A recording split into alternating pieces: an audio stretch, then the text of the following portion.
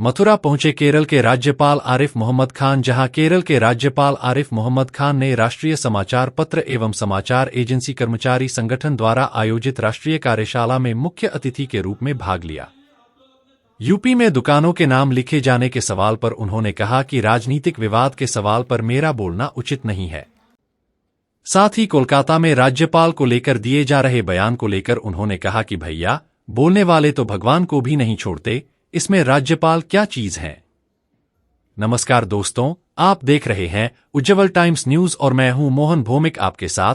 इस वक्त की ताजा खबर नालंदा जिले से, जहां इसके साथ ही केरल के राज्यपाल ने एक सवाल का जवाब देते हुए कहा कि इस्लाम कभी भी जिहाद करने को नहीं कहता है।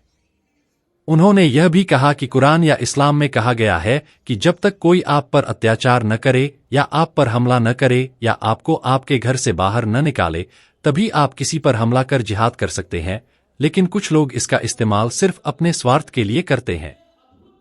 वहीं प्राचीन हिदायत किताब को लेकर उन्होंने कहा कि इस किताब में जिस तरह से इस्लाम को पढ़ाया या समझाया गया है, वह सिर्फ हमारे भारत और पाकिस्तान में पढ़ाया जा रहा है, जबकि मैं पिछले 40 सालों से इस किताब में लिखी बातों का विरोध करता आ रहा हूं।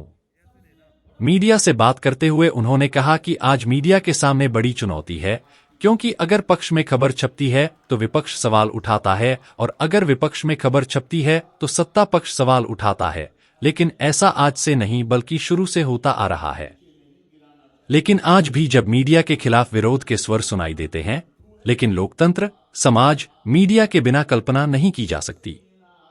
एक देश एक चुनाव के संबंध में उन्होंने कहा कि कुछ लोग इसका विरोध कर रहे हैं, लेकिन हमें उनके पक्ष पर भी विचार करना चाहिए कि वे ऐसा क्यों कह रहे हैं। और जिस तरह से कहा जा रहा है कि कर्मचारी बार बार चुनाव में ही लगे रहते हैं, इस पर भी विचार किया जाना चाहिए। मुझे याद है 1982 में मैं डिप्टी मिनिस्टर था, इंफॉर्मेशन ब्रॉडकास्टिंग था। बिजनौर में एक सम्मेलन हुआ था पत्रकारों का। राजेंद्र वर्मा जी नाम था, बाद में कांग्रेस के जनरल सेक्रेटरी मुझे भारत टाइम्स के एडिटर थे, श्रीकांत वर्मा जी यहाँ मौजूद थे, और भी बहुत सीनियर लोग थे जी। तो पत्रकारिता एक चुनौती बनती जा रही है। हाँ, अगर खबर पक्ष में हो तो विपक्ष आरोप लगाता है, विपक्ष में हो तो जी क्या खबर पक्ष में हो तो विपक्ष आरोप लगाता है, विपक्ष में हो तो पक्ष आरोप लगाता है। ये कोई पहली दफा नहीं हो रहा है। हमेशा से मैं जो सबको यही विषय था बोलने के लिए, तो मैंने तो अभी कहा कि चुनौती इतनी बड़ी है और बहुत सारी बातें मीडिया के आलोचना भी बल्कि विरोध के स्वर इख्तियार कर गई। और मैं कहता हूं, मैं अगर सब बातों से सहमत भी हूं तो भी मैं मीडिया के बगैर सभ्य समाज की, लोकतंत्र की कल्पना ही नहीं कर सकता।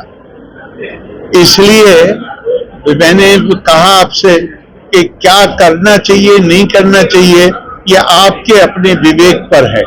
और आज की तारीख में जो लोकतंत्र में होना ही चाहिए, विकल्प उपलब्ध हैं। समाचार पत्र के विकल्प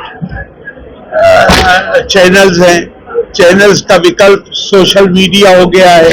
तो ये सारे विकल्प हैं और कंपटीशन है। तो कंपटीशन में मेरे ख्याल से इससे बेहतर और तरीका नहीं होता है कि जहां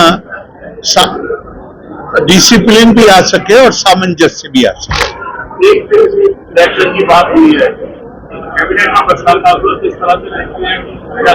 नहीं, मेरे देखने की चीज नहीं है वो, और उस पर चूंकि थोड़ा सा कोई लोग विरोध भी कर रहे हैं, तो मैं तो इतनी बात कहूंगा कि किसी चीज को जो उसके पक्ष में जो बात कही जा रही है उस पर भी गौर करना चाहिए कि हर वक्त पूरे देश में जो बात कही जा रही है, मैं नहीं कह रहा हूं कुछ भी, मेरे लिए कहना उचित नहीं है, लेकिन ये जो बात कही जा रही है कि इलेक्शन में पूरे वक्त लगे रहते हैं हम लोग, उससे बहुत सारे काम प्रभावित होते, तो सारे ही जो उसके पहलू हैं उस पर गौर कर लेना चाहिए। सर, जिस तरह से यूपी में दुकान और ढाबा होटल, मैं ऐसे किसी भी मामले पे जिसमें कोई राजनीतिक विवाद हो मैं उस पर बोलना मेरे लिए उचित नहीं। मैं जिस पर जैसा संवैधानिक पद होता है, लोग पहले सोचते थे उसके बारे में बोलने पर, लेकिन अब उनके ऊपर आपकी नहीं नहीं, हमेशा हर जगह रे भैया, भगवान को नहीं छोड़ा लोगों ने, गवर्नर की क्या हैसियत है, लोगों को खास बात नहीं।